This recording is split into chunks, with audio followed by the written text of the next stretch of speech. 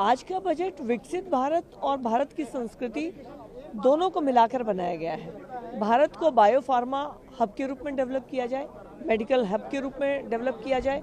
खुद भारत के लोगों की हेल्थ की चिंता के साथ बाहर से लोग आकर यहाँ पर अपना ट्रीटमेंट कराना चाहें, इस तरह का प्रोसीजर किया गया है। टूरिज्म को बढ़ाने के लिए कॉरिडोर्स को डिक्लेयर किया गया है और टूरिज्म के लिए अलग से ट्रेनिंग देने के लिए प्रोविज़न किया गया है। इंफ्रास्ट्रक्चर की बात की गई है, आयुर्वेद की बात की गई है, टैक्स प्रोसीजर्स को सिंप्लीफाई करने की बात की गई है। तो मुझे लगता है 2047 के विकसित भारत को जिस तरह से आगे बढ़ना चाहिए उसका पूरा रोड मैप इस बजट में रखा गया है।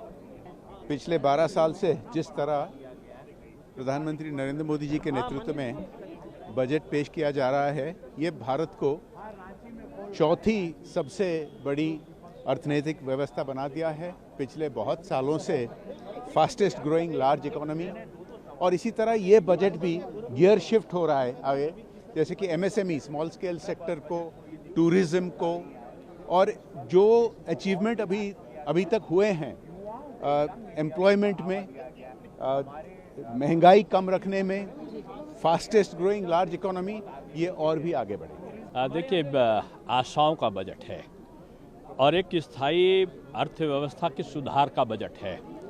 प्रत्येक क्षेत्रों में, चाहे वो शिक्षा का क्षेत्र हो, चाहे वो स्वास्थ्य का क्षेत्र रहा हो या रोजगार सृजन का क्षेत्र रहा हो, इंफ्रास्ट्रक्चर को चाहे परिवहन और रेल के संदर्भ में रहा हो या पर्यटन विकास के क्षेत्र में रहा हो, मैं समझता हूँ कि ये एक दूरगामी बजट है। और इस बजट के जो परिणाम हैं, वो चाहे युवा हो, किसान हो, महिलाएं हों, इनको जो प्राथमिकता देकर किया गया है, मैं समझता हूँ कि एक जो हमारी अर्थव्यवस्था है उसका एक ईमानदार एक्सरे है और निश्चित रूप में ये एक बजट जो है आर्थिक समृद्धि की नींव रखने वाला बजट है। देखिए, बहुत सी चीज़ सस्ती भी हो, जैसे माइक्रोवेव है, ओवन है, मोबाइल फ़ोन है, ईवी बैटरी है, जूते हैं, कैंसर से संबंधित दवाएं हैं, शुगर से संबंधित दवाएं हैं। ये सारी चीज़ों को कम करने की कोशिश की गई है। सबसे बड़ी चीज़ ये है कि जो अनुमान था 4.5 से नीचे राजकोषीय घाटे का, अद्भुत है कि 4.4 के आसपास राजकोषीय घाटा रहा है और अगले लक्ष्य को उन्होंने 4.3% राजकोषीय घाटे के उसमें किया है।